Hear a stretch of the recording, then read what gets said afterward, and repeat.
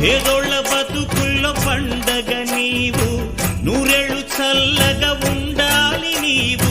మా పల్లె గుండెల్లో పచ్చబొట్టు నీవు, మా కంటి చూపుల్లో సూర్యుడే నీవు.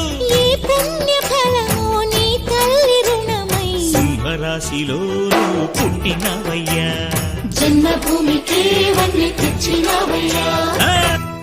మట్టి నుంచి పుట్టి పెరిగి మనిషైన వాణ్ణి, కట్టుబట్టలుంటే చాలు అనుకున్న వాణ్ణి, సాటి వారి సేవకై బ్రతికున్న వాణ్ణి.